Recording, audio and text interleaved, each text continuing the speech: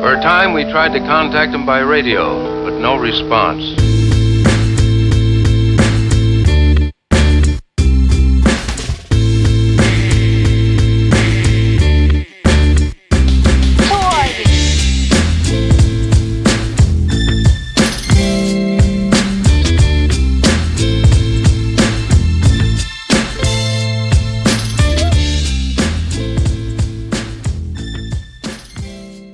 All right, everybody, welcome to episode 10 of the Dumb Marks podcast. Wow, 10 episodes in. Who would have thought? Double digits. I can't believe we're here already. Oh, and hitting you again this week, coming back at you for the third week in a row. We have the additional two Dumb Marks with Donald and Jason. Gentlemen, how are you guys doing today? Feeling good. Feeling good. Thank you for having us on again. No doubt. Third week in a row. It's like a full-time job. Yeah. You're like that guy that you're dating and he just comes over but never leaves, and then it's like, well, I guess we're in a relationship now. So I guess you guys are consistent members of the Dumb Marks podcast now. So everybody, how was your week? Honestly, it's felt like Groundhog Week. Yeah, it felt like the same day over and over again this week. So Touche. Yeah, it's literally been Groundhog Day for everybody here across the country, no matter where you're at, for obvious reasons we won't get into because we're not a political podcast. But I will say, no matter which side you're on, blue, red, independent, doesn't matter. I think the real positive thing, and I hope that it trends forward, is the total number of people that actually got out and participated in what should be in every person right. absolutely. Yeah. The more people voice their opinion, the better. No doubt. So, again, we won't go deep dive into that because that's not what we do here on the Dumb Marks podcast. We're here to bring you some interesting information and the rundown from everything from sports, wrestling, movies, TV shows, and that. And in the intro, just to go into a couple things here, I saw for gaming fans and Netflix fans, Netflix will be developing an Assassin's Creed live action series. That'll be Thoughts? interesting. I've actually never watched the movies. Was that just one, or was it? There was one movie. Just one movie. It was it bad. bad? Yeah, I didn't enjoy it at all. Yeah, I like it was the bad. games. Mm-hmm. The games So are fun. I always like playing them, but yeah. I think a new one comes out next week. Is that a new one, or is it? I know they were remaking some of them before. It's a new one. New one, okay. It's Vikings this time around. Is that going to be for PS4 or? It's going to be for everything. Okay, Yeah. okay. Even the new system's coming out next week. Jeez, already. Yeah. Yeah, so it's I guess that'll be the big divide then next week, right? PS5 or Xbox, depending on who you are. I'm assuming. I'm not buying the system yet. I hardly play my PS4 as it is, so until there's a need for me to buy it, I'm just sticking with the PS4 for a bit. Anybody else gonna pick them up next week, or? I'm gonna try. I'm going to try. There's no games that I really want for it right yet, so I could wait, but I'm going to try. I usually wait until whenever they do like the next, like the slim model. It seems been the past few generations, and so it goes down in price a little bit, and they got maybe some bugs worked out of it. So that's probably when I'll wait if I decide to get one. Yeah, I don't know. My son's a huge gamer and is into the. He just got a laptop PC gamer that he's into now and all that. So he hasn't even brought up wanting to get the X. He's on Team Xbox. He hasn't even brought up getting the new Xbox. He's been content with doing his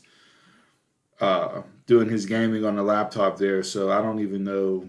If he's not going to get it, then I'm definitely not going to go out and get me. I have no idea what goes on.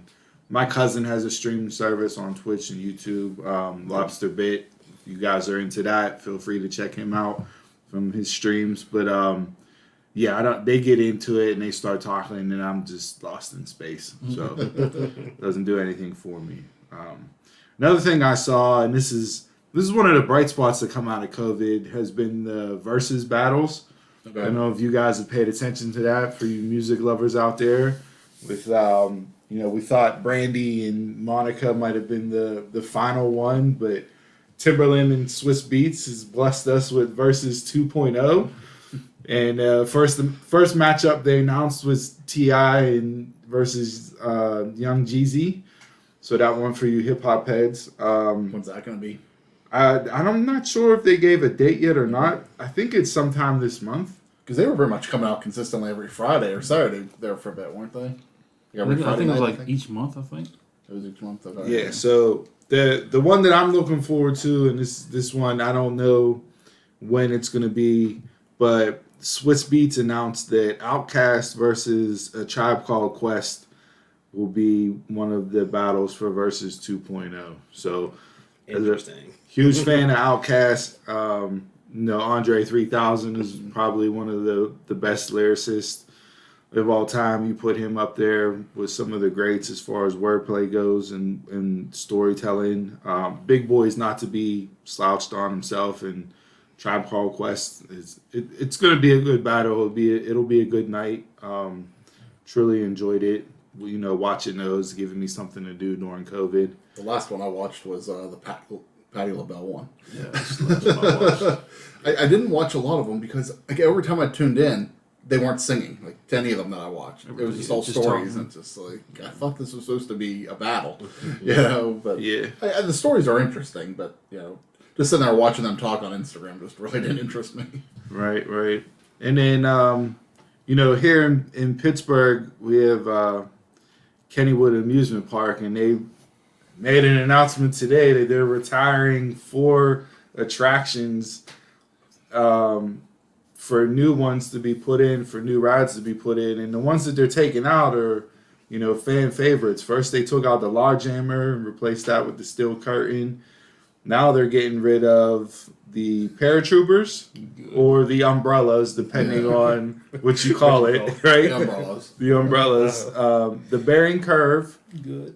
The Volcano, which used to be the Enterprise. Okay. And then the last one is the Kangaroo. That's the only one I care about on the list. That's terrible there. that's a Kennywood institution right there. I mean, the Kangaroo and the Paratrooper, the Kangaroo, I think, first year for that was 1964 for the Kangaroo, and the Paratrooper was 1978.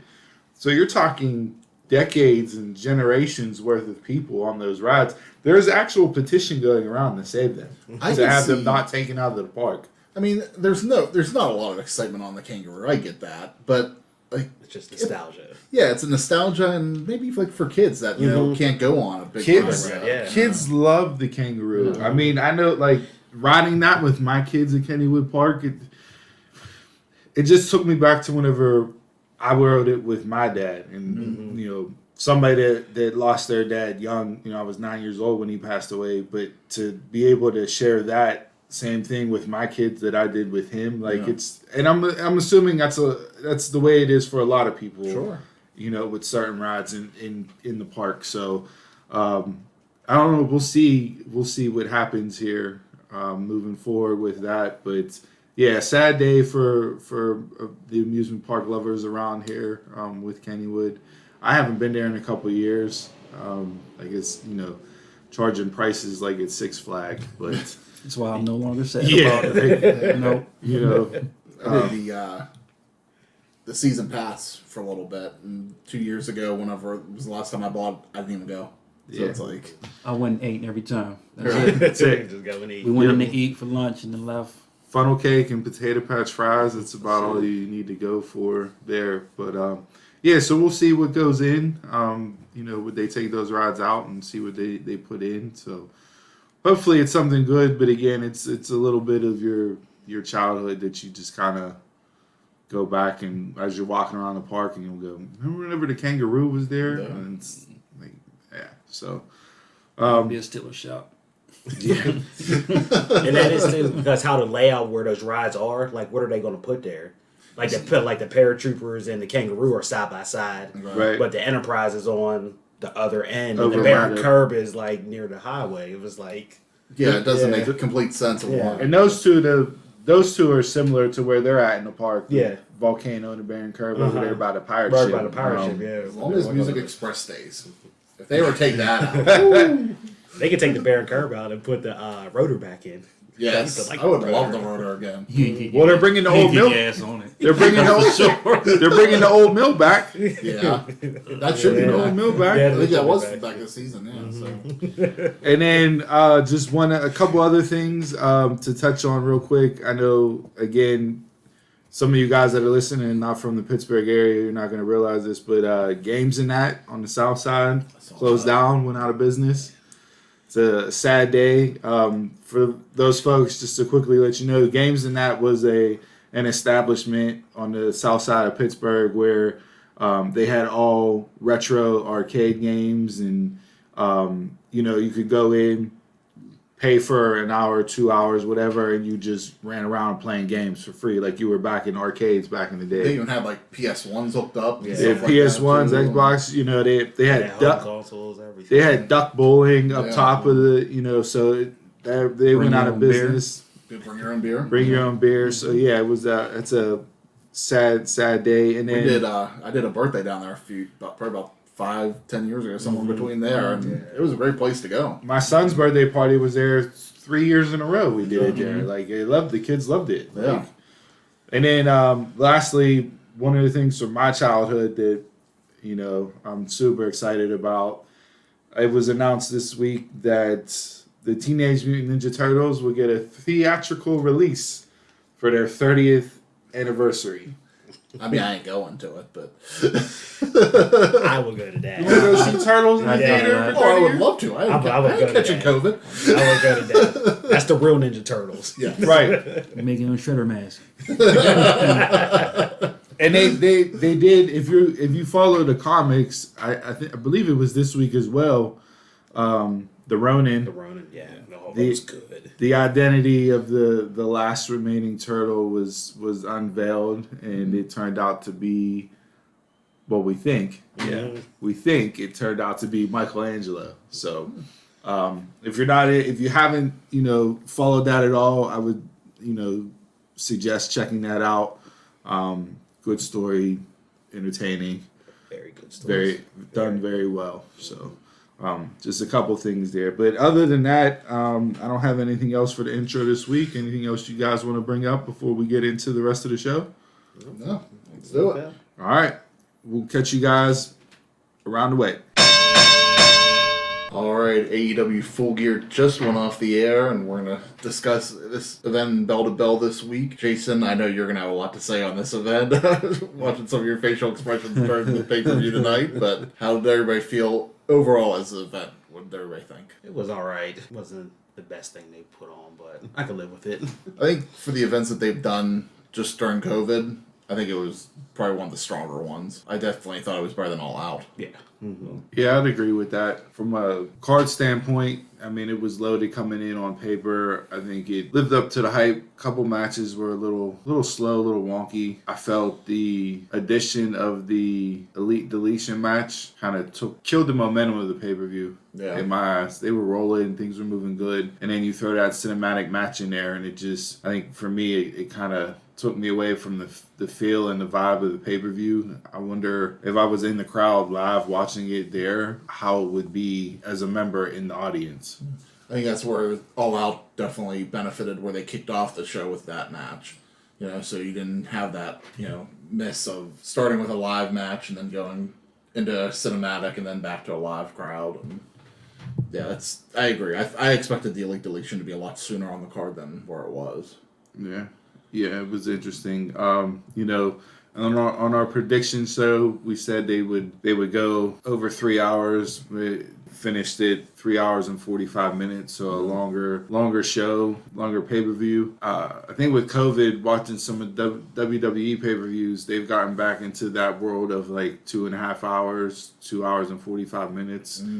And to sit through a 4-hour pay-per-view again was a little long. Yeah. Also with AEW, you're paying $50 versus WWE only $10 for it, so they can give you their $10 worth of entertainment, with a small event. But if you're paying $50, I think they're trying to give you your money's worth. Yeah, but I don't think you need I don't think you need 4 hours to give me $50 worth. I mean, plus pre-show, so you're looking at almost 5 hours of content. Almost 5, It's like a Wrestle Kingdom pay per view. Like or like WWE pay per view prior to COVID. Like you could give me my money's worth in a 3-hour pay per view for sure. Yeah, sometimes it's always more about quality than quantity, and it seems like they're trying to give us a little more quantity for the. I mean, I know like if you're just looking at card wise, right? Not in how the matches played out, but if you're just looking card wise, right? You could, and this is people. I'm gonna get a lot of hate mail for this, but if you take the women's match, just looking at the card.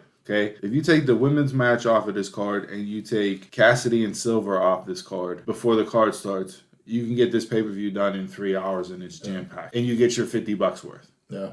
Looking at it match-wise. Now, as the matches played out, Nyla Rose and Shida, to me, their match wasn't as good as the first time that they met when Shida defeated her for the belt. Mm-hmm. I felt like it was a little slow moving throughout their match. Maybe things didn't click. It didn't go as smoothly as possible, but it's really a mismatch of styles too. So yeah, but I was, on the flip side of that, Silver and Cassidy had a great match. That was a good match. Yeah, I did. It was a really good match, and a compliment. I enjoyed it. I kind of like Silver. Yeah, I like Silver too. Yeah, so like he established himself tonight and definitely stepped up, given the prime time minutes that he was given on a pay-per-view kind of out of nowhere, so to speak. Was it a little long? Yes. Could some of the matches have been trimmed down? Yes. But we've seen this from AEW. Their pay-per-view matches go, you're not going to get an 8-minute pay-per-view match from AEW. You're going to get at least 15 minutes regardless of who's in the match. Yeah, there's a lot of guys here that were from the world of WWE, but there's a lot of guys here that are also from the world of New Japan. And, that's some of these quality matches, do go the distance, like in New Japan, where WWE might do a quick runoff with them instead. So after watching the card, what would be your match of the night? Going into the prediction show, I believe you picked the tag team match with the Young Bucks and FTR as your match of the night. I went with Omega and Hangman as my match of the night. Donald, Jason, I don't know if you guys had any inkling coming into the pay-per-view on who you felt would be match of the night, but after watching it, who would you say had the match of the night? I'm going to go with Paige and Omega. I would say Omega and Paige as well. And that was first on the card. Yeah. That kicked off the show. It did, yeah. I think I'd probably go Omega Paige as well. I really did enjoy the Young Bucks FTR match more than... I wouldn't say more than I expected to, but I think the storytelling was good in the match, but I think Paige and Hangman definitely connected more.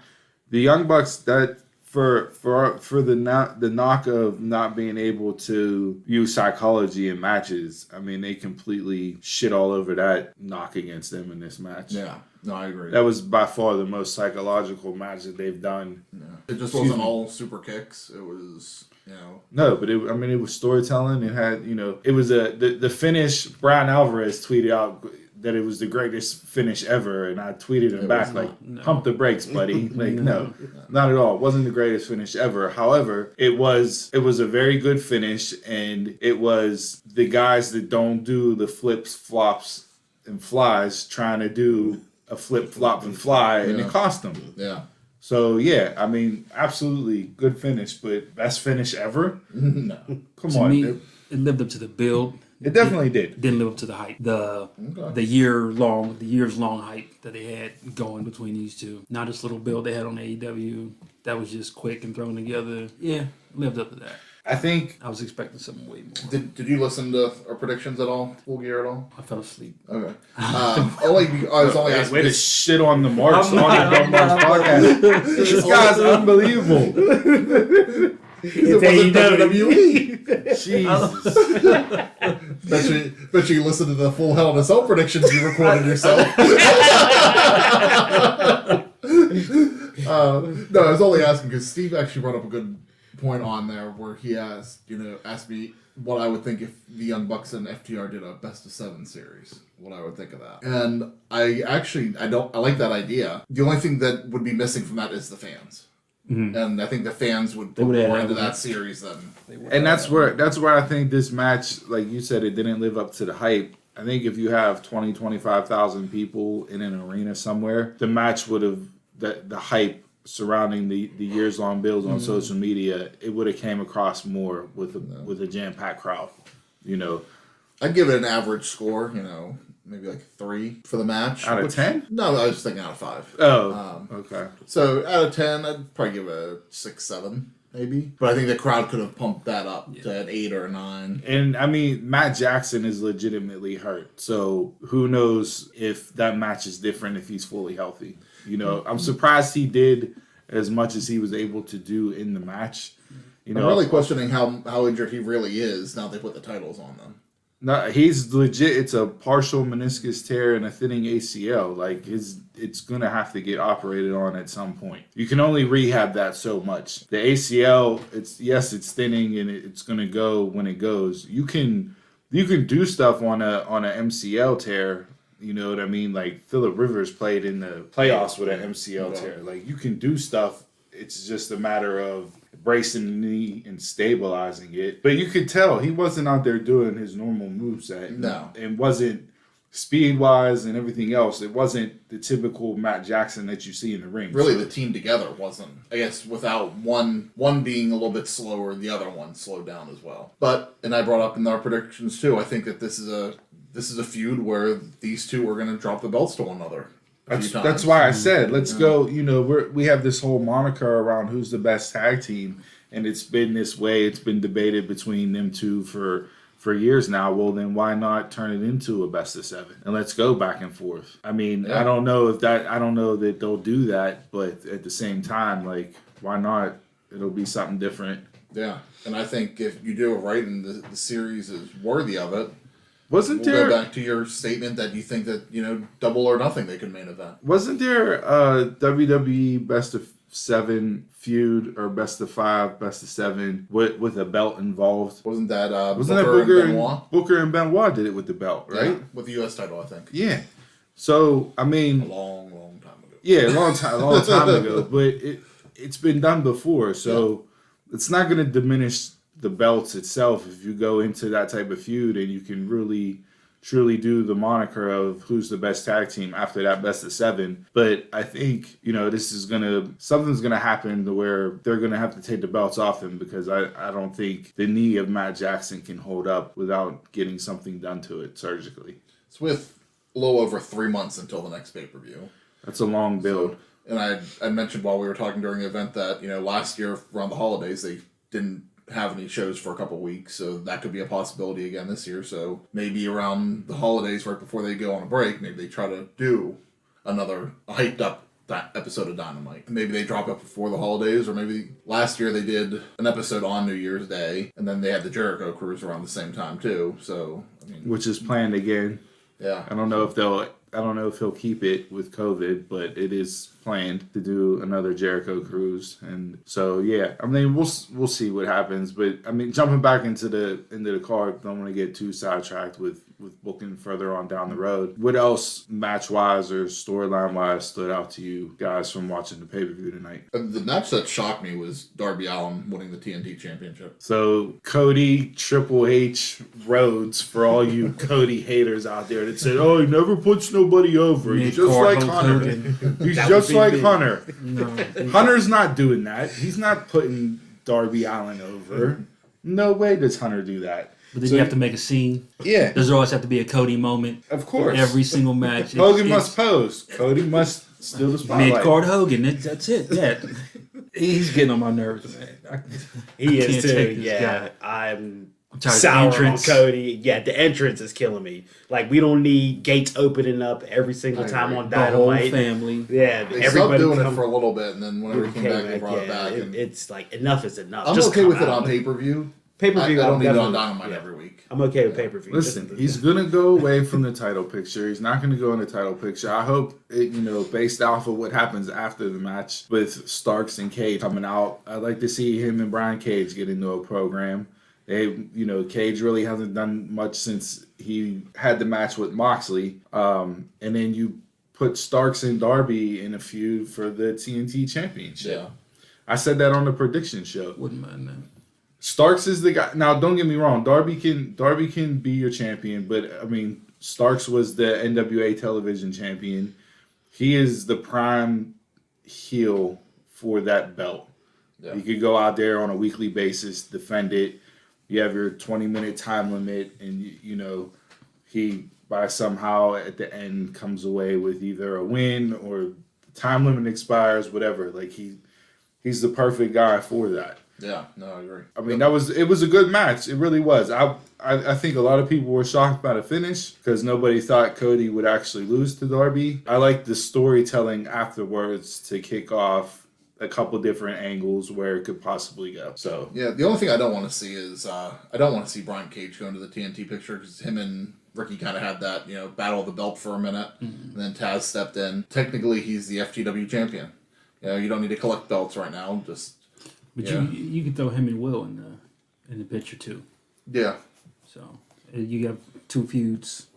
You can go either way with that. Yeah, they really haven't done anything with Will yet. Yeah, no. So we're still. Well, they were going to, and then Moxley came down with. Yeah. There's still that question: is he going to turn or not?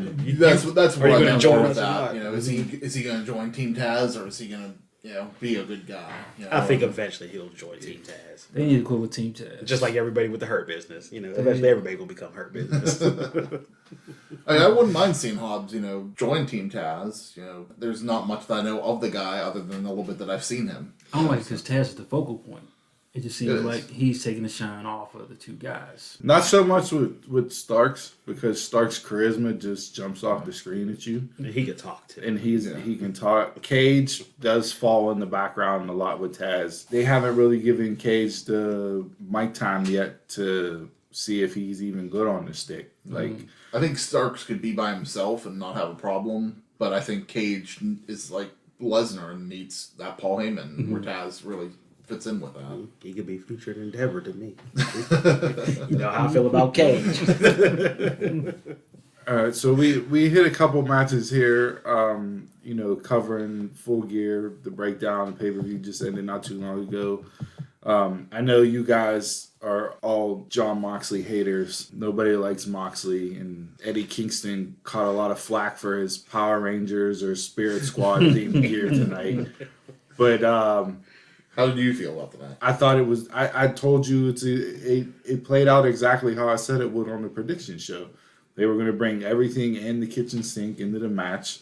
The only thing that I didn't really like about the match was for it being an I Quit match. It went 20 minutes without anybody being asked, "Do you quit?" I think twice. I'm not saying you got to do it after every move because that's just WWE goes beyond the scope of that with their I Quit matches at times. But I agree. At the same time, at certain points, like you gotta have him asked, does he quit? Like that's the whole point of the match. Mm-hmm. So when you're raking the baseball bat across his eyes with barbed wire, like have the ref ask him, "Do you quit?" Like I didn't even see that. You side suplex him into the tacks. Like ask him, "Do you quit?" I think he did ask him there. Did he? So I think that was the first time. That was the first, yeah. That's what I mean. It wasn't even noticeable whenever they did do it because I didn't even pick up on it. I mean, it was brutality. It's been every John Moxley match since he's been in AEW, like since he's had the belt. Mm-hmm. So, I guess the storytelling going into this would be with Omega, can you beat me in an actual wrestling match? Yes, you beat me in the hardcore mattress of barbed wire unsanctioned match, but can you actually beat the best bout machine in a pro wrestling match? And the ending with Omega coming out, like it just kind of felt flat. Yeah, it did nothing. Did nothing at all. Omega just came out there, was like, "Hey," that was it. Yeah, not at all. I felt the whole match. For me, the whole match fell flat. It was just. It seems like like you said, this is the same match over and over again with Moxley. I don't feel like I've really gotten anything different out of him as champion. We were all a little surprised that he's 20-0 in 2020 right now, 21-0 now, because I don't really remember him wrestling 20 matches, but I was hoping for more in this match. I really was. For how good I thought that Eddie Kingston was selling the match, I was expecting for a better match, but I got what I normally expect out of these types of matches. All right. So, what do you guys think? In the meantime, obviously, Moxley and Omega will be at Revolution. Do they do anything with Moxley between now and then? Like we said, over 3 months is a long time in between pay-per-views, especially when you know who the next challenger is going to be for your belt. What do you do storyline-wise? How do you even carry that on that long? Well, he's going to fight Omega at Revolution, but since Pac is back in the picture, and he's always talking about I have a better record and never got my shot, it's the perfect time for him to come in and at least get a title shot. No, he's not going to win, but at least appease him from his record before COVID happened. They said Omega's the next man. Will be the next man for a title shot. Doesn't necessarily need to be. You got it's the wordplay. You got. I mean, I wouldn't mind seeing Mac go in there. Who knows when he's going to be back? You know, because who knows where they filmed that video package? It could have still been in England for that. Sure. You know? So whenever he's expected back into the country to start doing stuff. Just something to like buffer the time in between, you know. Yeah, I don't see Moxley just sitting around, you know. He can. I don't mind. Do like Brock. Take some time off. But I expected to have something, you know, between now and February. But when you book it, that's still up in the air. All right. We saw MJF join the Inner Circle tonight by beating Chris Jericho with the Eddie Guerrero finish, acting like he got hit with the baseball bat. We saw this done a couple weeks ago on Raw by Ricochet, so he didn't have to join the Hurt Business. What'd you think of Jericho MJF match? Roll up. Winning by roll up. It seemed like that's the norm the last 2 years. Yeah. It was like it could have been a lot better than a roll up. It's almost Jericho's time to go right off in the sunset. He still had he obviously. I mean, the name Chris Jericho is going to bring in, you know, people, viewers, everything. It does look like in his matches it's like slowing down a lot. And I mean, granted, the man just turned 50, so. You know, I don't know how many more matches he actually has, but... Even if he just stays leader of the Inner Circle. Right. Yeah. There's definitely some spots in there where you could see, like... He's slowing down. He's slowing down, you know. I liked the match, you know. Wasn't a high point on the card for me, but, you know, when we talked in our predictions this past week, I think MJF winning this match gives them more storyline possibilities to do than if Jericho would have won. So MJF's now in the Inner Circle. I'm interested in seeing where they go with this. You know, I don't think this is long term. You know, I don't sit there and think that next year at Full Gear we're still going to see MJF be part of the Inner Circle. But maybe at Revolution they have their rematch or something. I didn't understand the buddiness afterwards. After you just beat the hell out of each other. No. I didn't get that. And you know, MJF is going to turn in the Inner Circle. And then Jericho also said that Wardlow's in the Inner Circle also, too. So, look like the Inner Circle is blooming into NWO.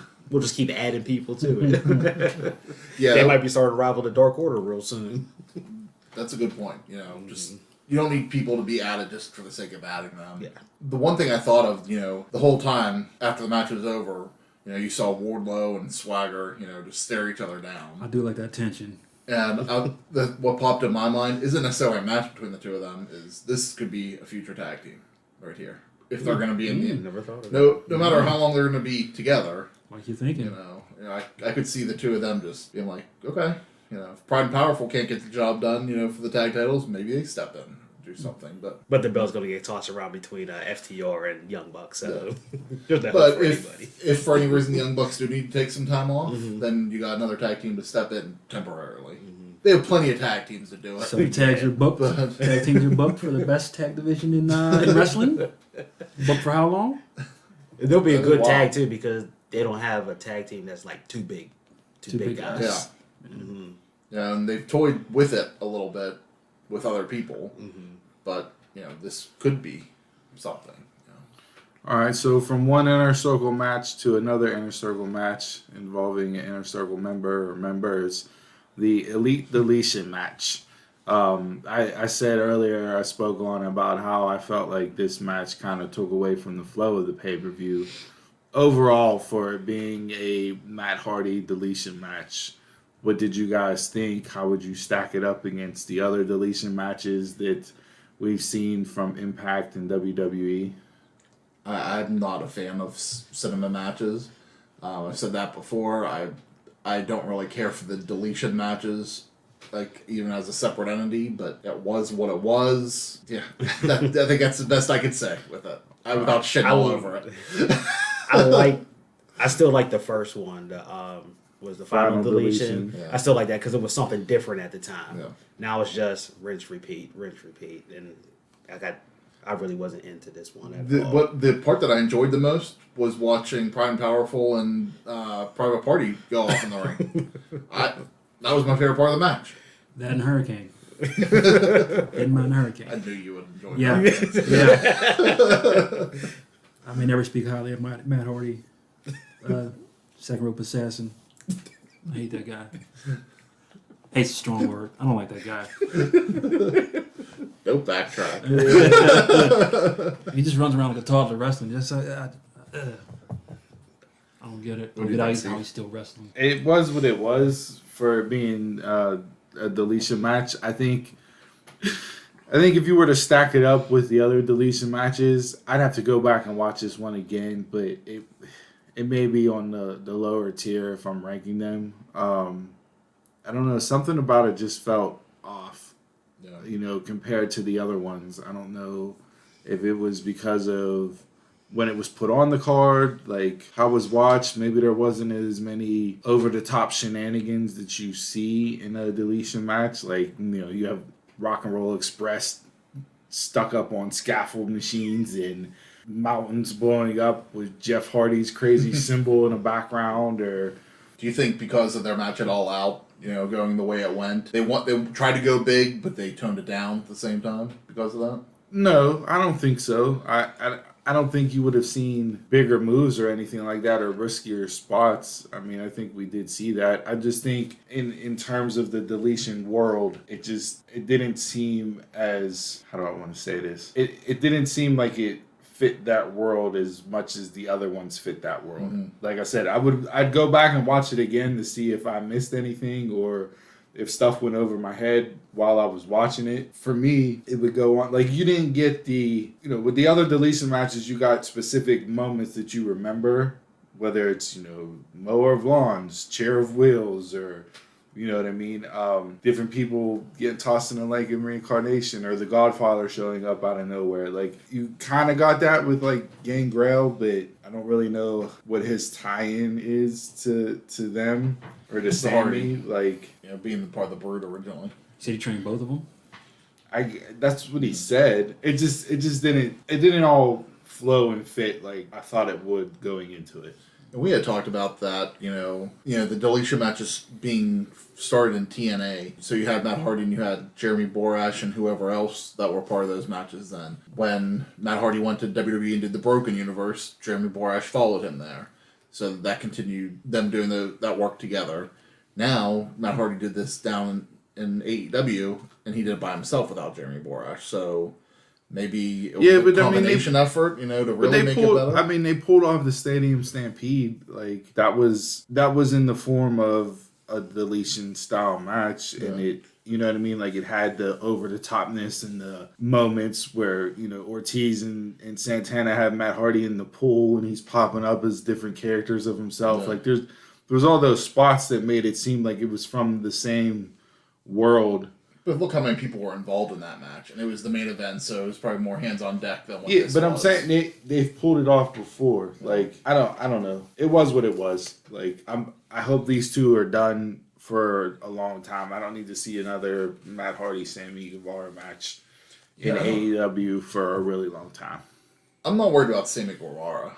He's going to be fine. I just don't know where they're going to go with Matt Hardy. Are they really burnt out with him already? I don't know. I think him coming in when he did at COVID, I think it didn't get the response that they wanted it to because the fans weren't there. Mm. And so much of that is live crowd reactions with the delete. I really do believe that if a crowd would have been there, like that would have been a normal arena show, that probably would have been easily one of the top crowd reactions AEW could have got. Yeah, exactly. So I don't know. We'll see what transpires and where they go from there from a booking standpoint. Jason, where do you want to see Matt Hardy go from here? Home. Or tag with Jeff again. Something where he's not doing whole matches. I don't know how many more matches you'll see from Matt Hardy. He's on the downswing of his career. So you may get an occasional match here or there from him, but I don't see too many more matches from him. I mean, next year he'll be going into his third decade, fourth decade? Yeah, fourth decade of wrestling. It's a long time. We'll see. But anything else from the pay-per-view stand out that you guys want to cover or dive into? Likes, dislikes, what you want to see differently, where you think things may go? I mean, we touched on a lot of the main stuff, kind of. The only match we didn't cover was the NWA Women's Championship from the buy-in. And that could have flip-flopped for me. That could have been on the card. You put Nyla Rose, but the title was involved, so. Yeah. I like Thunder Rosa coming out at the end. You know, I'd like to see where this goes. You know, is this match going to be... To me, seems like, you know, Thunder Rosa coming out AEW event with the NWA Women's title, is that we're going to get this in an AEW ring. Will it happen AEW or will it happen, you know, on Primetime Live or something? I think we posed the question, would there be any shocks or surprises? And we got that with Darby, but also I did not have Don Callis announcing an AEW match on my bingo card in 2020. So if you did, kudos to you. But I think it shows the transition in the thinking of wrestling promotions now compared to years past. Yeah. Where more companies are willing to work with each other. We see AEW with NWA. Now, you know, Callis with his ties to Omega and everything else. Don't know where it goes, if anywhere at all, with Impact. But I'm sure Callis, being the businessman that he is, isn't going to just come and be on AEW television without getting a receipt and having somebody come back over into Impact for something at some point in time. Yeah, and I mean, they did put on there, you know, underneath his name was Impact Wrestling EVP. So sometimes they won't even do that. They'll just do like, you know, Wrestling Legend or something like that, you know. So I'm interested to see. Because, I mean, he's been what? WWE, ECW, New Japan, now AEW, Impact. He's been around the world a little bit now. Who, Callis? Yeah. Oh, yeah. He's been all over the place. One thing to keep an eye on, and this is not like in-ring related, but commentary tonight on the pay-per-view, there were a lot of WWE references and names with Gangrel and DIY and whatnot.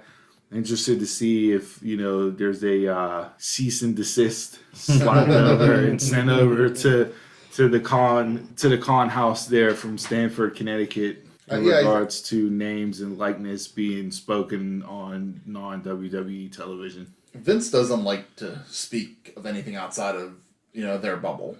You know, so I don't mind whenever other wrestling promotions talk about other wrestling promotions. No, I don't mind it. It's just more of, does WWE do what they normally do and slap a lawsuit or threaten a lawsuit saying, hey, these are our trademarked names and entities. You can't mention them on your programming. My guess would probably be like Gangrel probably has that name trademarked for himself. Or they probably wouldn't be able to say that. Well, JR references, you know, David Heath trying to get them away from saying Gangrel, but it was constantly being told Gangrel. Yeah. No, at least it wasn't a slight this time. Normally it's always like a jab or something at WWE, which you get every week on commentary. But these are just like mentions, so I don't mind it. All right. Anything else from the pay-per-view, from the breakdown from anybody? Nope. Jason, you balling anything else up that you need to look at? There's a lot of AEW bottled up in here. It's all good. I'll release it out another time. All right, well, that was the Full Gear breakdown on Bell to Bell. Let's hop into the rest of the world of wrestling here to cover anything else that we've seen or watched from the week. Not going to touch on Dynamite. We kind of went over that in the prediction show, so no need to go into that. We just gave you AEW fix here with Full Gear breakdown. So let's stick to some of the other promotions around the world of wrestling. I guess we can kick off with WWE. Did any of you guys watch Raw or SmackDown this week? Or NXT? Watched all three. Wasn't too much of a highlight from any of them, really. Other than like Roman and Uso just continuing their storyline. Raw was Raw. Yeah. Again, the best thing for me on Raw is Bray Wyatt and Alexa Bliss and The Fiend. Like the open with her and Orton and her pulling the strings and teasing the pain versus play aspect that's written on her gloves. The Funhouse segment this week, a lot of go fuck yourselves and holy shits referenced in the Funhouse this week. They got bleeped out. At least it was bleeped. Yeah, I don't know if this is going to turn into edgier content from WWE. We saw SmackDown at one point had the TV MA14 rating slapped on it instead of PG, so don't know if they're going to transition back into edgier content, but They don't need to. Like, that's my problem with AEW too. The middle fingers and the cursing, it's not needed 24/7. no, there was way too many people flipping the bird tonight. Yeah. It didn't really do anything or add to the matches at all on the pay-per-view. But back on the Raw, Bliss and The Fiend were, my favorite part of Raw. Miz tried the quick cash in, but Drew came back and beat the hell out of Miz and Morrison, and then later on in the night defeated him in a handicap match. Go figure there. You saw Strowman get added to the Survivor Series team for Raw. Yeah, That Raw doesn't do anything for me. Retribution again, whatever. Don't know what they're doing with them. So when was that before Raw this week or was that maybe even after Raw this week that we saw the Mustafa Ali, as he said that he should be It was properly before called. Raw. With the It was mask. before Raw, and masks, I yeah. texted you. I sent it over to you, and I said, "Why would you not put this on air?" Yeah, I agree. That promo was. This was a is gold what gives promo. it's what gives credibility to Retribution. So, you want to mock the names and the masks and everything else because my name and me wearing a mask when I started was mocked. And as the leader of Retribution, I'm making these other members of Retribution understand and go through what I went through. Like it's logical storytelling, right? Something WWE doesn't do a whole lot. And doing it online doesn't connect it for me. Yeah, no. It needs to be something like that needs to be done on the program. Yeah. Especially whenever that program itself is getting shit on. You need to give the fans something on there. Yeah, so I mean, Raw is Raw. I was tweeting some stuff out about it during the show from the podcast. I wouldn't mind to see the New Day and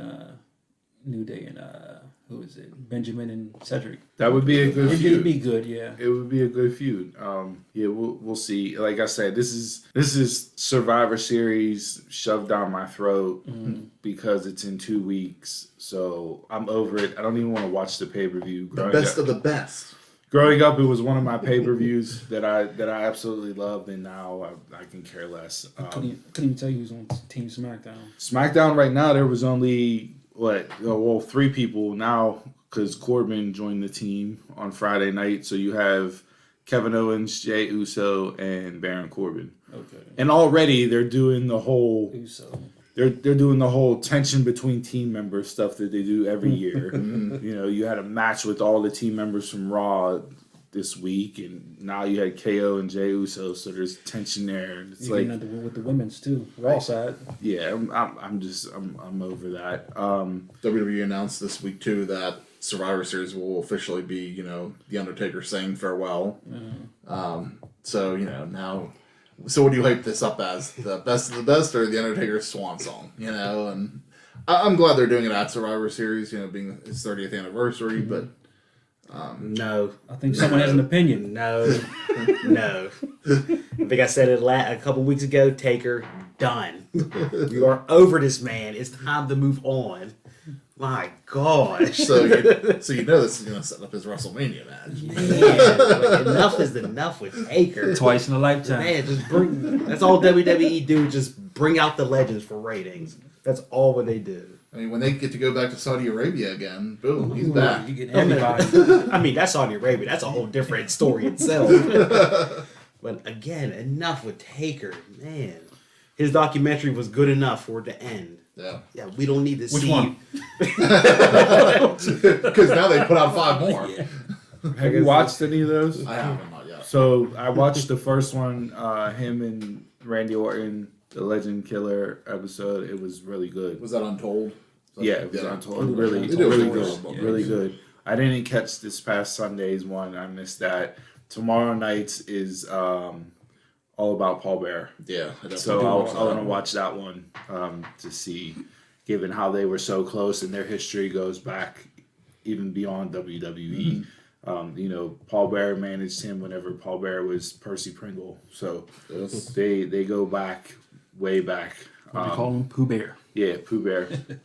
So, well, SmackDown, jumping off of Raw in the SmackDown, I watched SmackDown last night. Good show. Their ratings-wise, they stayed where they have been, and that didn't take a hit, given everything else going on with people's attention set and locked into the election. But for me, it lacked the storytelling that other SmackDowns have had lately, which I was really enjoying and which made me interested in watching SmackDown from 8 to 10 on Fridays.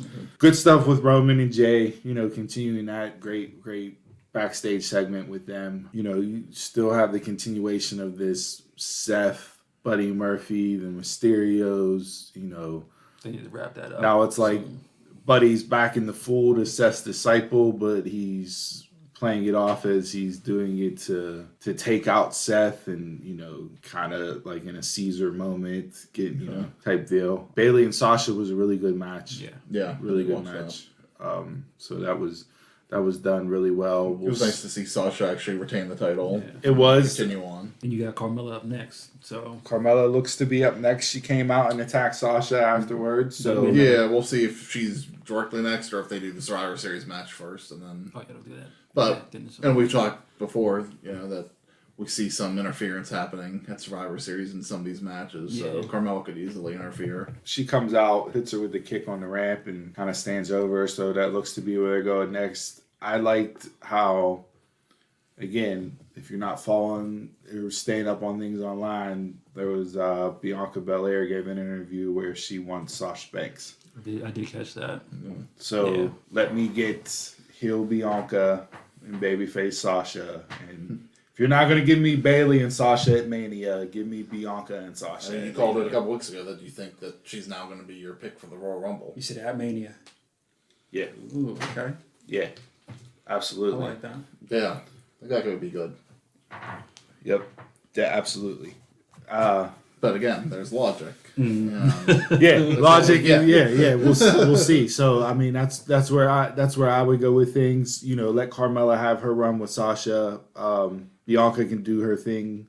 With Survivor Series team, whether she's the sole survivor or looks to be the strongest, they can really prop her up in that match, kind of like how they did Keith Lee last year's Survivor Series, whenever it was Raw versus NXT versus SmackDown. Give her that shine and then have her carry that momentum from Survivor Series into Rumble and then Rumble to Mania. Fast track her. I like and she said it herself, and she pitched this to Vince. Her vignettes, she took them from the Mr. Perfect vignettes from way back in the day. Okay. That's how she pitched it to Vince, and they're continuously hitting those out of the park. Yeah. So just continue to build her up, but make her a heel. I don't know if they will, given Vince Street Profits or faces, Bianca married to Montez, so I don't know if he'll want to keep her a face. Yeah, but on Raw they were together. So far on SmackDown they've been separate. So yeah, but you're not going to give me Bayley and Sasha at Mania in the storyline that I wanted to play out, then I'll be perfectly fine if you move on to having to be Bianca versus Sasha. Now, whether or not that happens, who knows? We'll see.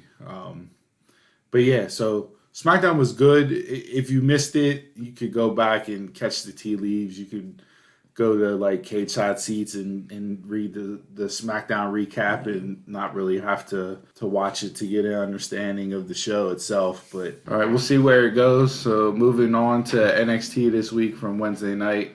Solid show from NXT. It moved quicker, or at least I felt it moved quicker than what it normally does. Sometimes NXT, that 2-hour block can feel long, but the pace of the show was really good this week. I didn't feel like I was looking at the clock like, come on, is it 10 o'clock yet? Best part of the show for me, hashtag put the strap on Mac.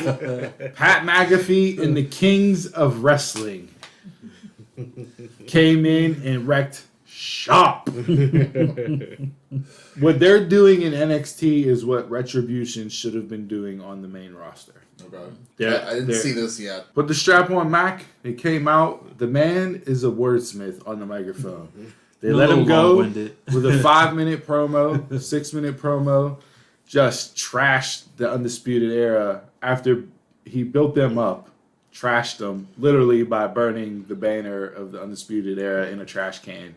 And telling the boys, stand around and warm your hands up, boys. Warm your hands up. After they were originally going to hang it in the rafters as a true retirement. But he's been great. And he interests the wrestling community.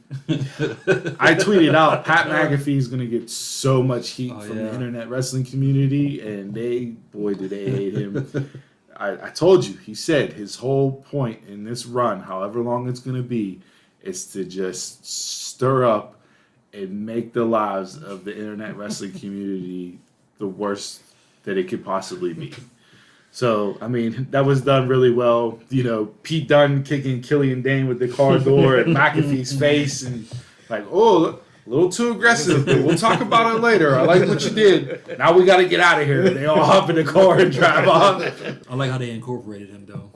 How they went back to the story and figured out how they added him to the group. Yep, yeah. Really done well. They let Pete Dunne spoke, said, hey, Roddy, you turn your back on me when you joined Undisputed Era.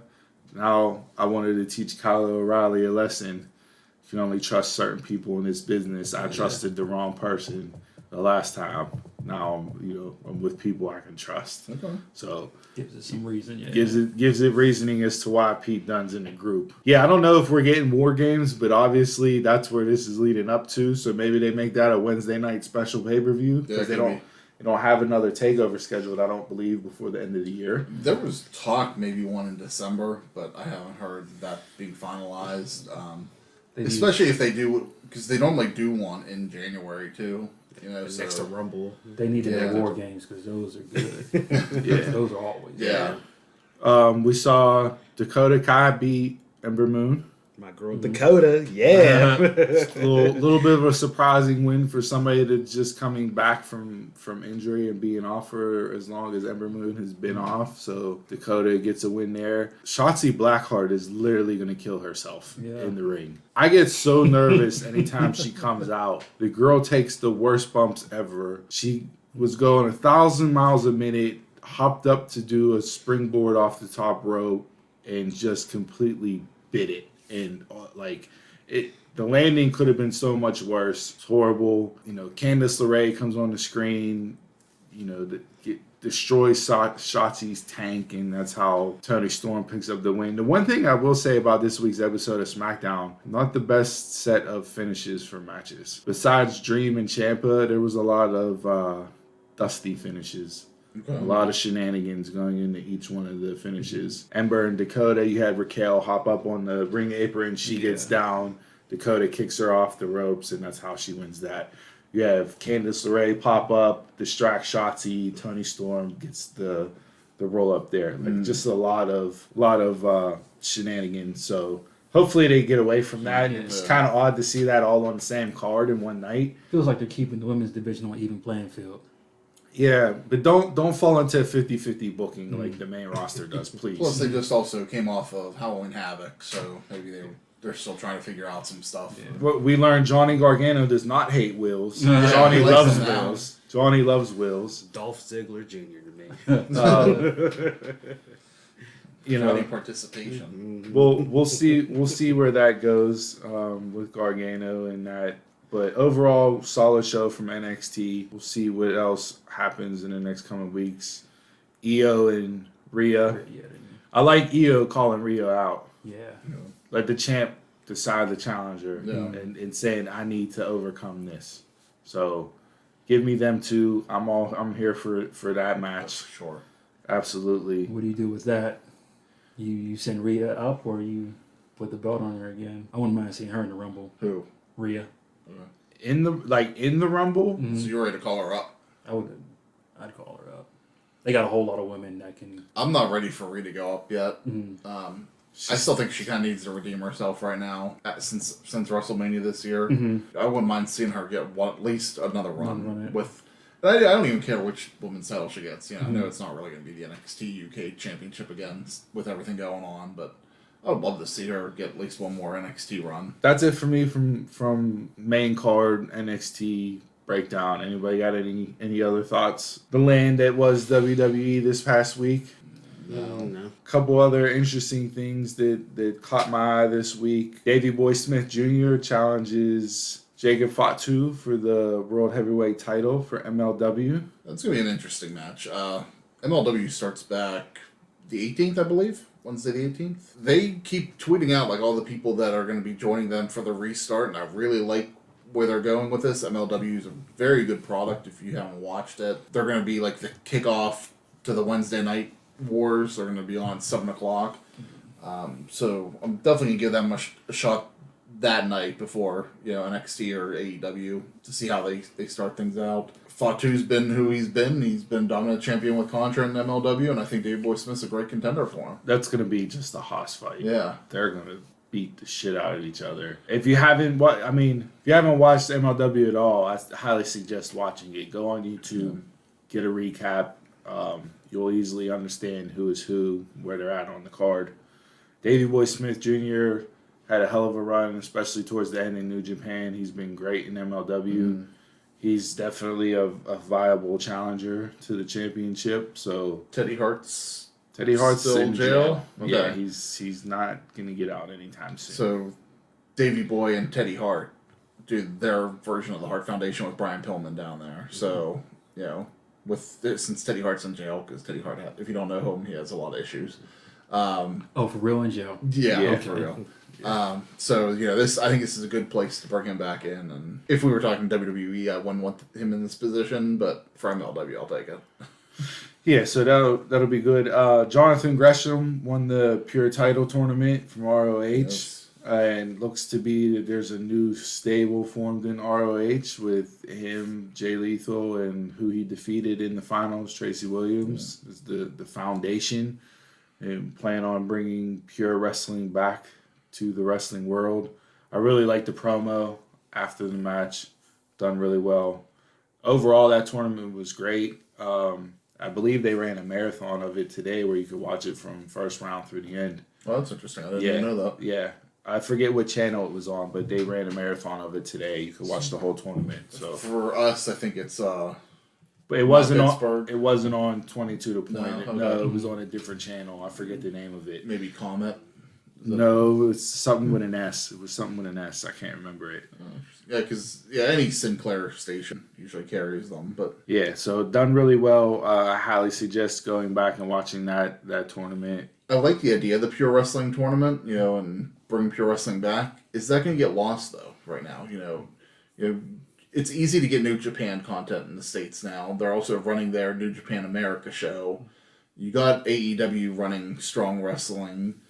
Impact kind of borders on wrestling and entertainment. Is Ring of Honor going to get lost here? Not if they keep it. If they keep it how the Pure tournament was, no, because it's so different. But they're going to bring back, as they come back, they're going to get back into more traditional programming and See where it goes. I mean, I don't know what the plans are. We'll see where it goes from here. But I think I heard that they announced Final Battle too. That's going to be coming up in December. I believe so. Yes. I didn't see a date, but I heard that they were at least building up, talking about it this week. So Yeah. And funny, you should bring up Lost in the Shuffle. Ratings wise, not to backtrack, but ratings wise this week, AEW ousted NXT. Neither one of them placed in the top 50, given everything that was going on. It was all news channels. did I see that, AEW But- was only 717 or something like that? But AEW was actually the number 2 non-news show on television in the 18 to 49 demo on Wednesday. Okay, So that makes sense. so they So who's still the new demo that's dog? actually higher. That's actually higher than what they have been. Yeah. They've been around 6 or 7, so they jumped up to number 2 on Wednesday night. Okay. That's there. And then one other thing I wanted to touch on. We talked about it a couple weeks ago, but the PWI tweeted out that the Tag Team 50 list has been assembled and will drop later this month. And the criteria for the inaugural edition of the list includes momentum, wins and losses, chemistry, creativity, activity, and it factor. Like when we discussed our PWI breakdown of the women's list, you're putting a criteria on it.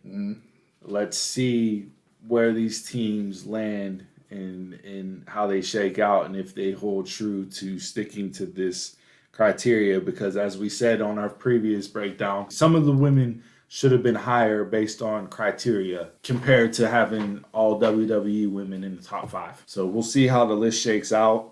Any thoughts on who you think might be tag team of the year? Yeah. Again, I don't know. Are we going from let's go calendar year. Well, they're gonna do. They'll probably do November through October because they run the women's was October 2019 to September. Well, it can't be the Young Bucks because they didn't have the year. If you're going on this criteria, they didn't have the year to be the number 1 team. Can't be Revival. They can wrestle. They weren't as active. No, I'm thinking Young Bucks or New Day is number 1.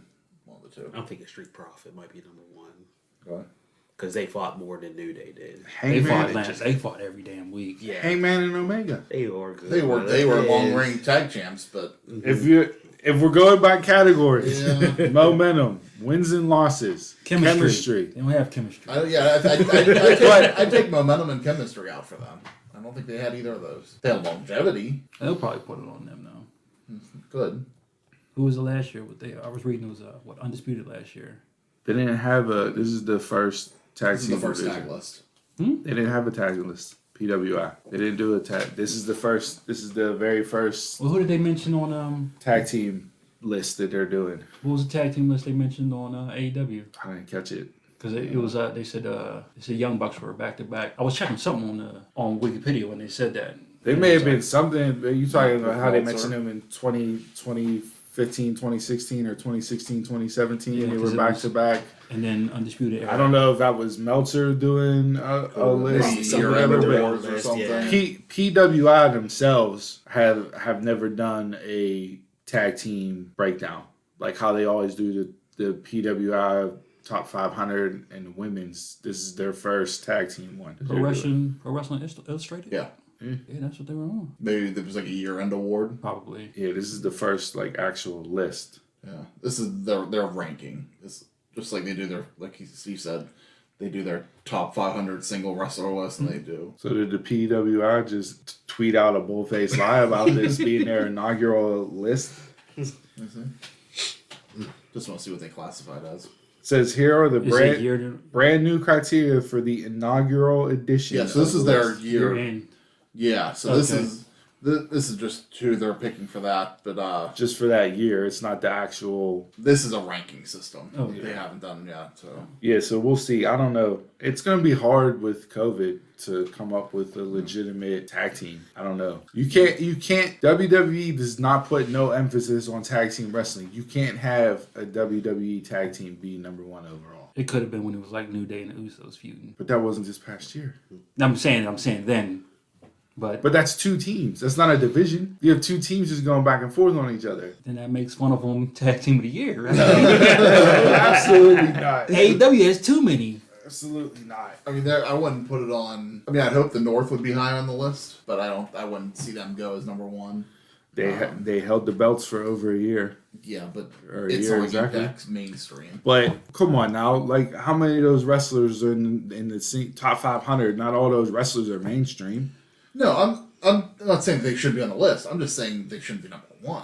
You know, Who else are you gonna put number 1? Criteria wise, it got to be Street Profits, like he said. No way. It got to be. Absolutely no Longest way. reigning Raw tag team champs. That don't mean shit. The Raw tag team titles haven't meant anything. It's still You change belts by handing off to each other. I'm not putting you on my list. If you go, hey, you're now SmackDown They're champ. on Oh, there. hey, I'm now Raw champ. That Do just I happened know? a couple weeks ago. Do I think But they should be number oh, that's one? No, but do they fit the criteria? Yeah. They're going to be on there, but there's no way the Street Profits are number 1 ranked tag team. Absolutely Young Bucks not. or New Day. That's The Young Bucks don't deserve to be number No, 1 they based don't. off of this criteria. They don't even deserve to be in the top 10 off I'm of not this even saying they criteria. should be. I'm just saying. I see that being number one. No, I can't wait to get this list. I cannot wait until this breakdown comes out. They were a solo act for a while. We will do a special edition of the Dunmarks podcast where we break down this tag team list that the PWI Insider is getting ready to put out because we're gonna have a lot of talks about this for sure. Yeah, they didn't put a date yet on it. I heard it's later this month. Could be this month or this upcoming week, but we'll see when they drop it. Yeah, aliens are crazy. Absolutely crazy. All right, anything else from World of Wrestling this week, bell to bell, that you guys want to touch on? No, I think that wraps it up for me. What do you guys? Donald, Jason, good? Good. I'm good. Jason, you sure you're not holding anything else in? I'm good. Okay. All right, folks, that was this week's edition of Bell to Bell.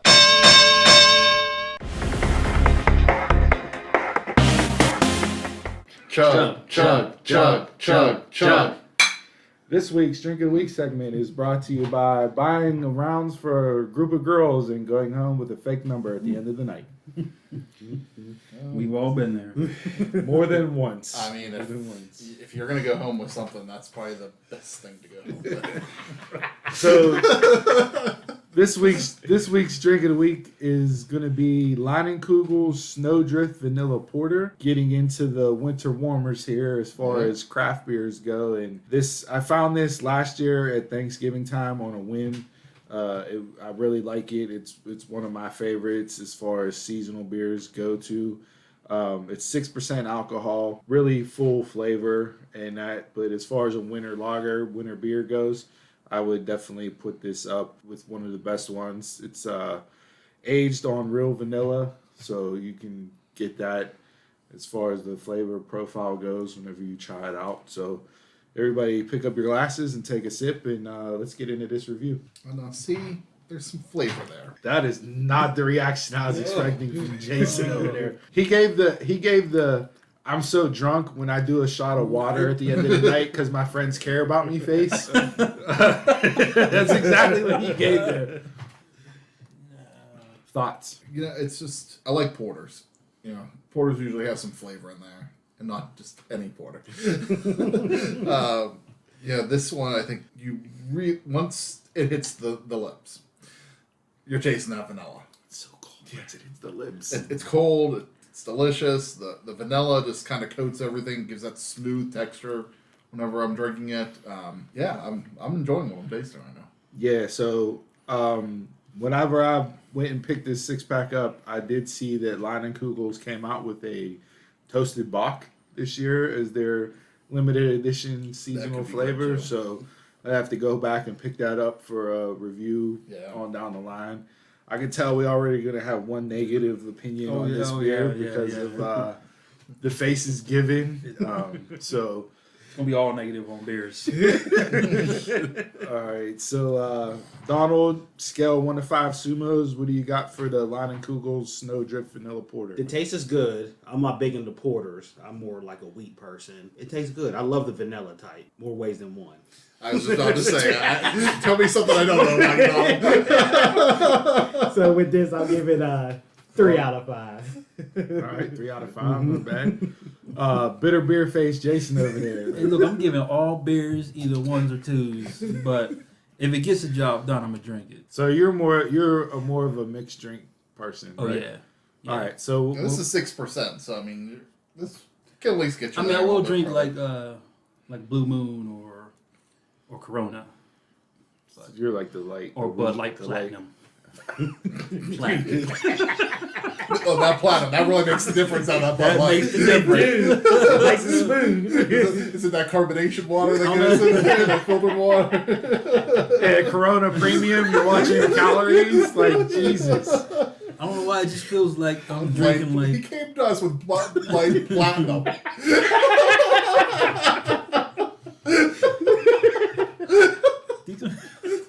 these kind of beers taste like I'm drinking like just like coffee grounds and water.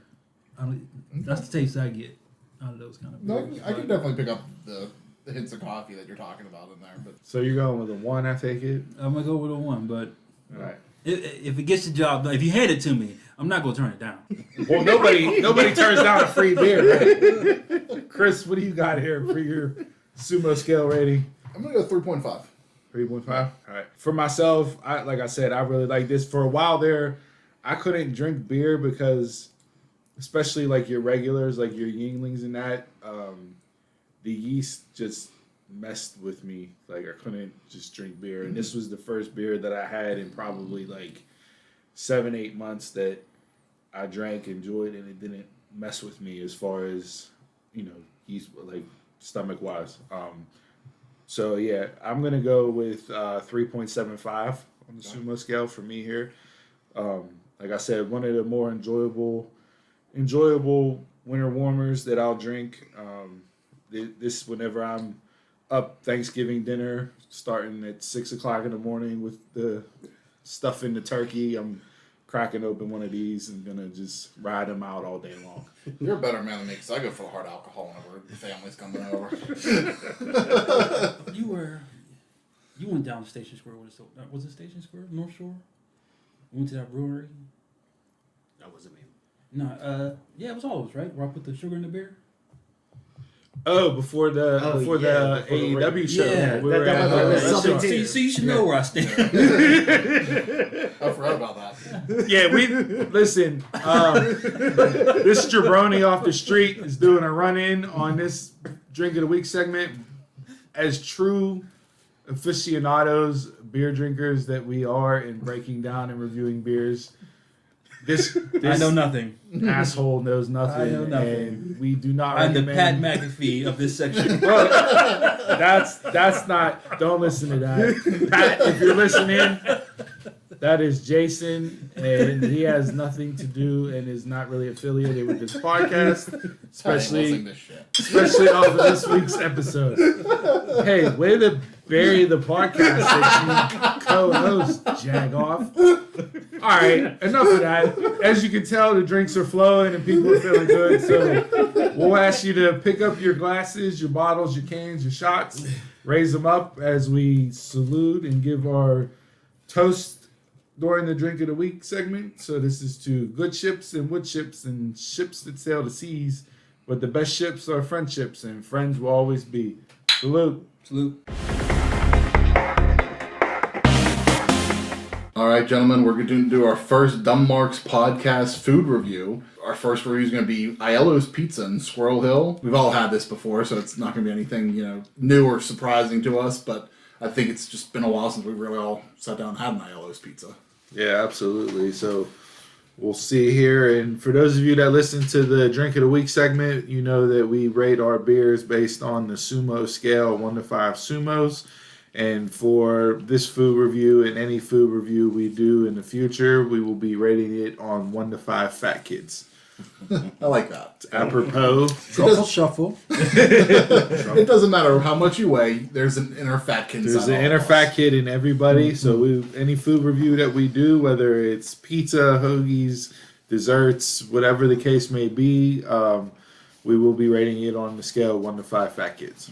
And I mean, first impressions. It's been a while since I've had Aiello's, and I'm actually surprised at how thin the crust is today. I mentioned that when it was opened up. I took it out of the box and I felt like I was getting a thin crust pizza.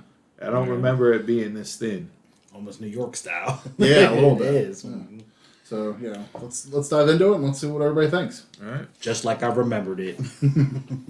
I like New York style. That's my go-to whenever I think pizza, that's what I want. I'm a big fan of Minio's as well because I like all the cheese that they usually put on it. The crust reminds me a bit of Minio's, but because Minio's is also thin, just the cheese that you get with them really gives the substance. Sauce tastes a little different than what I remember from the last time I've had it. I don't know if they've changed that or not. We didn't go crazy with toppings.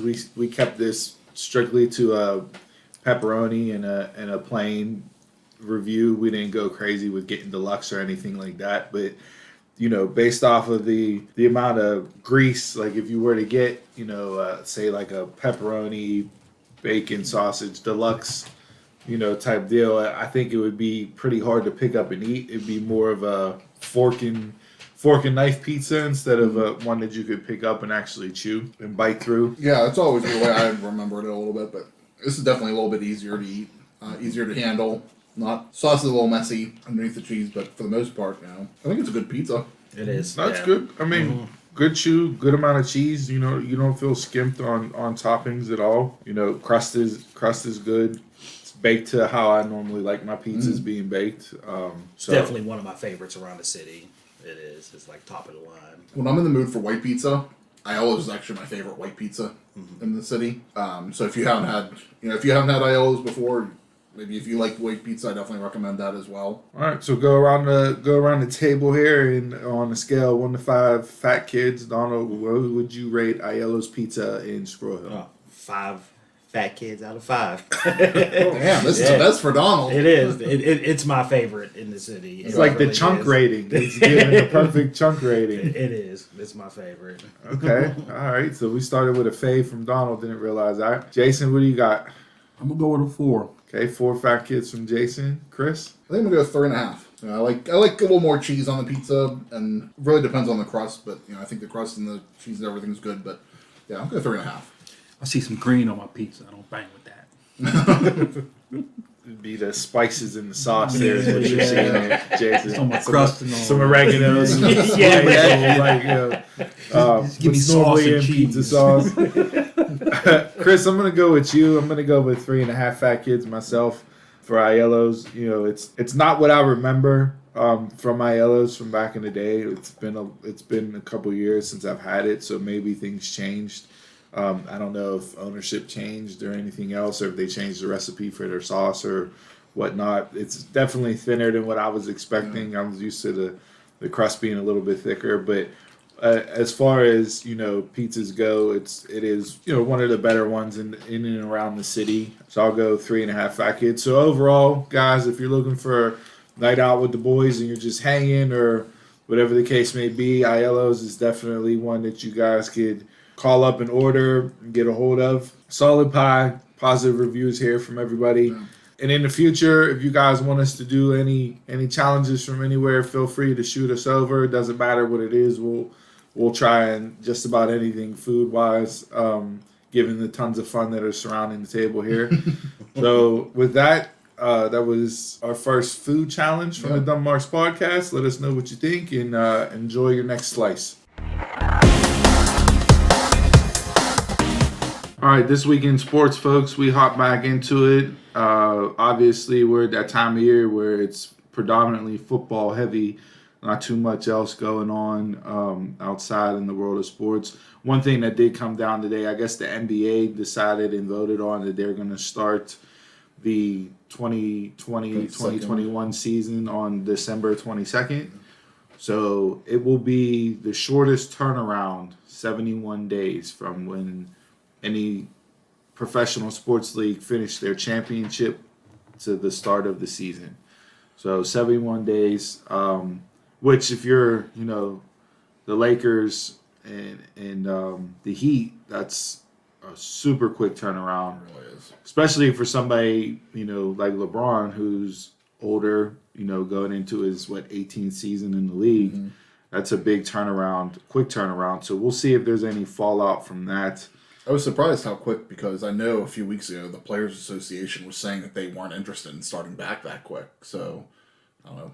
Yeah, Big money talked on this, or? I think that's what it was. Everybody wanted to get paid. So. Well, television-wise, the NBA, it was going to be a shortened season regardless because of COVID and how things happened. But television-wise, they could not do less than 72 games. Yeah.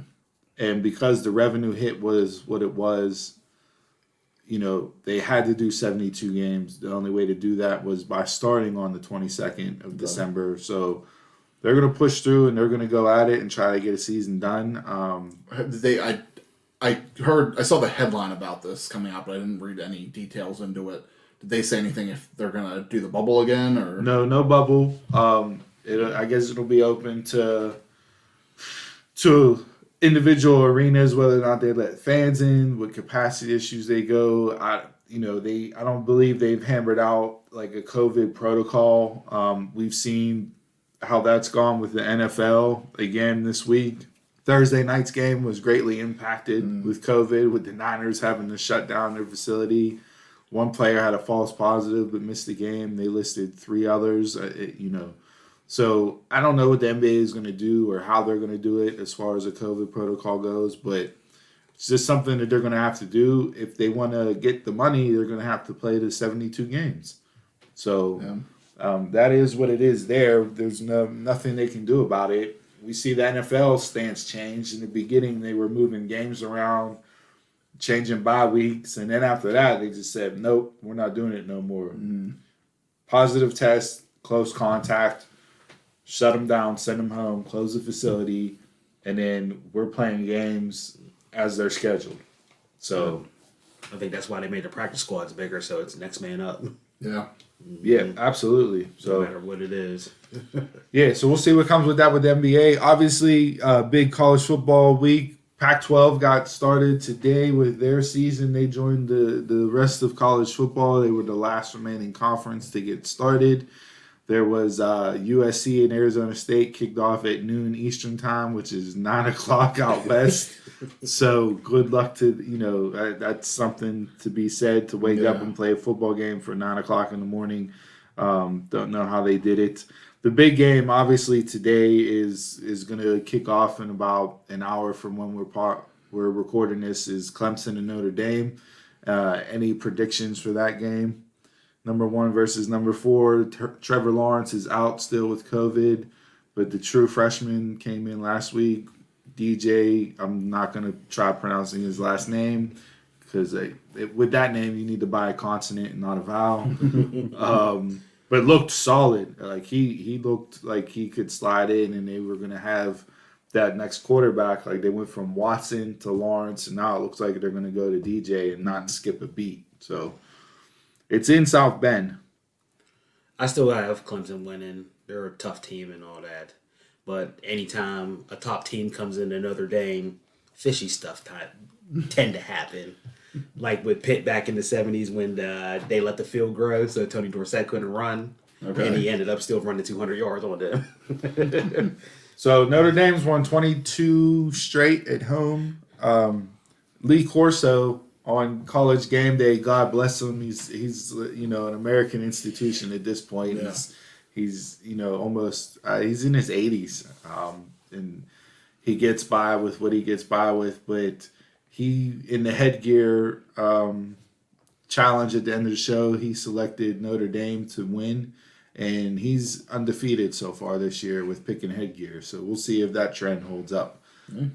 With that, a couple other games of notes: Florida versus Georgia. Florida is absolutely stomping Georgia right now. That doesn't bode well for me. I hate the Gators. Pitt and Florida State are playing, but as a fan of both teams have 4 losses. It's just a brutal year for both of those teams. So yeah, that's college slate. There's not too many other big time games besides the Clemson, Notre Dame, and Florida, Georgia. So we'll see what falls out there. Michigan lost. Michigan lost. Is Harbaugh out? I think this might be the breaking point right here. I mean, 1-2. Like you lose to Michigan State, you lose to Indiana. Mm-hmm. I don't know. Like, and they're not even close games either. I mean, at the end of the year, if he beats Ohio State, he beats Ohio State and he saves his job. But I mean, honestly, depending on what their record is, and if he loses again to Ohio State, be 0-6 or 0-7 since he's taken over the program, which he was brought in to do. He was brought in to beat Ohio State. That's going to be a wild one. NFL notes and news. Big games this week. Again, getting in the thick of things, turning the corner from the midway point, starting to come down the home stretch. Sunday night, you got New Orleans and Tampa Bay with the debut of Antonio Brown. Okay. Regardless of how you feel about him, off the field, on the field, he's one of the best receivers to play the game. So we'll see how he looks in that offense and what they do. I don't know if you can expect that one to be a shootout or not. Michael Thomas is supposed to be back for the Saints.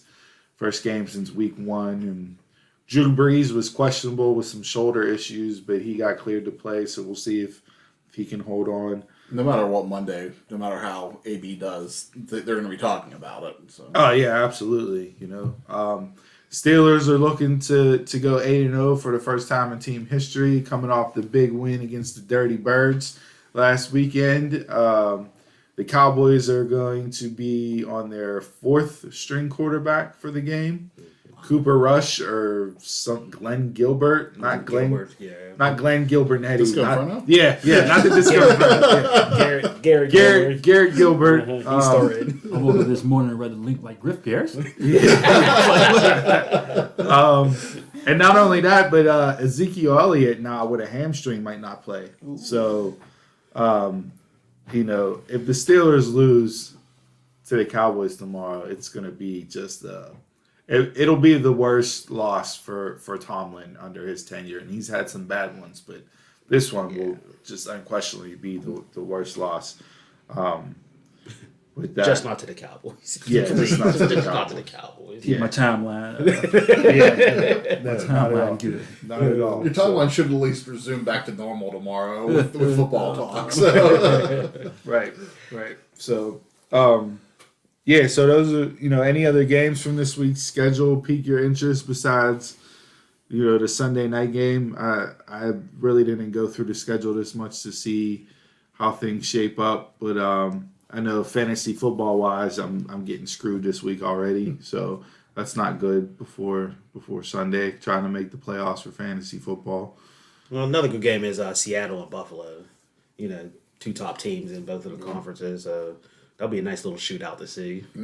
Yeah, we'll see if Russell Wilson can keep going. And DK Metcalf, man, you want to talk about how many teams missed on him in the draft? Like, I get it. He was at Ole Miss, and they only asked him to pretty much run fly patterns and 9 routes. And on the other side, he had A.J. Brown. We'll talk about that. Mm-hmm.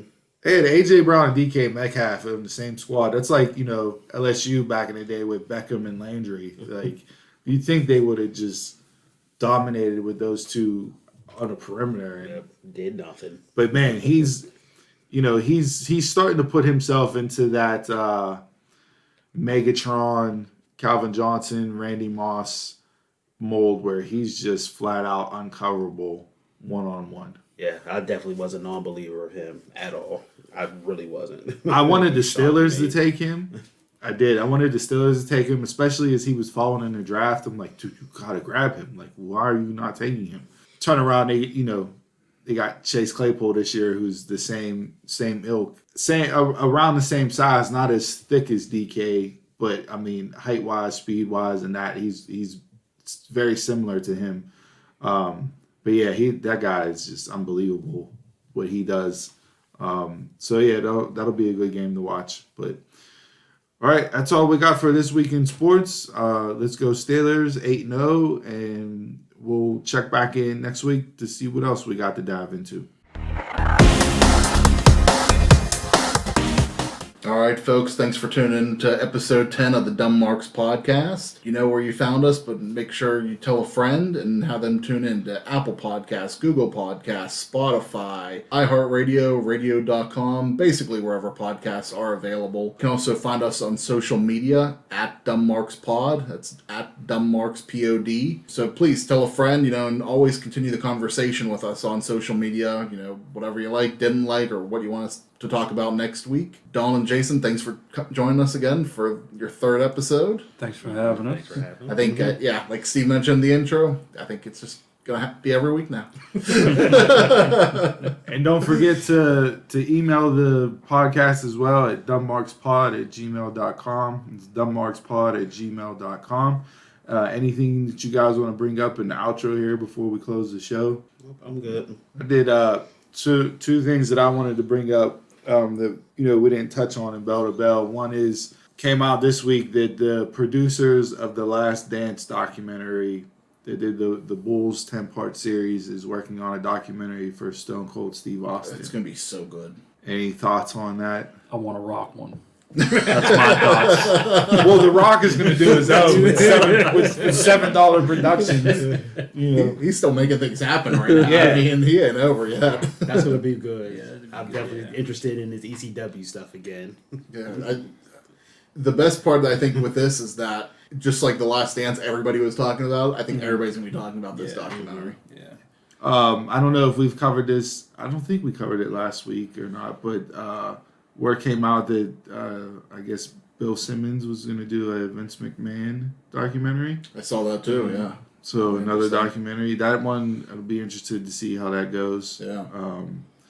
You know, I know with the Vince McMahon one, WWE will be more involved. I'm hoping with the Stone Cold one, they're not as hands-on as they are with documentaries, because I think you'll get a more authentic feel to the Stone Cold documentary if the producers from The Last Dance are able to just go out and do their thing like they did with Jordan. So, yeah, I think I saw that WWE Studios is going to be involved with the Vince McMahon one, but no surprise.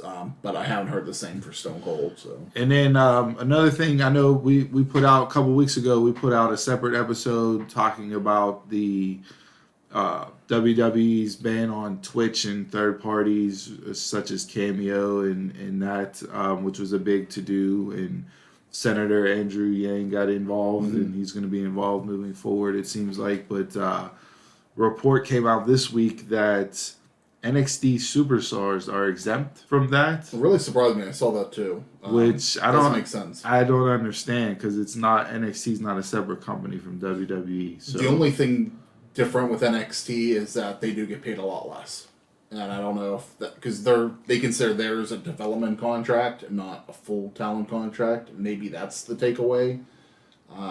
But I mean, like, you look at somebody like Adam Cole, I mean, he's getting paid like a regular superstar. He's not on your traditional developmental deal.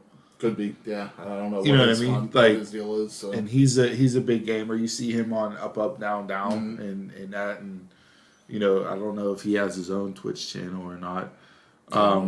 Couple other things just in the podcast space. If you guys want to take a listen to something else besides the dumb marks, go back and listen to Mustafa Ali on Corey Graves' podcast. That was a good interview. It was short, about 30 minutes. Ali came out afterwards and said that it was highly edited. So I don't know if he's playing up the character for Retribution, or in fact it really was highly edited, because Graves is normally longer than 28, 30 minutes. So that was a good listen for what they talked about. Miro on Jericho's podcast was good. And also Santana and Ortiz, that was a couple weeks ago on Jericho's podcast, was also good. So just a couple quick hits in the podcast world from stuff that I listened to this week for you guys to check out. We are not listening to us on the podcast here, and if nobody got anything else, I'll just say one. I finished JR's book this week, his second one, Under the Black Hat. How was that? It was really good. I was actually holding off on reading it because it came out back in April. But I was holding off on reading it just because I wanted to take the time, read it, and listen to the Audible that I bought with it as well. But I found it was just like, I put this off way too much. Like, I should have had this done by now. And I'm not a big reader. I usually takes me like a month to read a book. But I think I Did you read the first one? I did, yeah. I didn't. I got to get both of those. Those. So it's a continuation. So right, that's what he said. Yeah, his first book covers from his early life up to him coming back at WrestleMania 15, and then this book covers WrestleMania 15 up to him joining AEW. Okay. So it's a good story. There's going to be a lot more. I'm sure he's gonna have another book at some point. Cover his AEW career and anything else after that. But highly recommend if you're interested, whether you listen to it on Audible and hear him tell the story or read the book. All right, folks. Well, there goes your first book review from the Dumb Marks Pod. Who would have thought? Who would have thought that, right? So, all right. Well, if nobody got anything else, then I'll leave us with a quote from Bruce Lee, who once said, "Instead of buying your children all the things you never had, you should teach them all the things you were never taught. Material wears out, but knowledge stays." And with that, you can catch us around the way.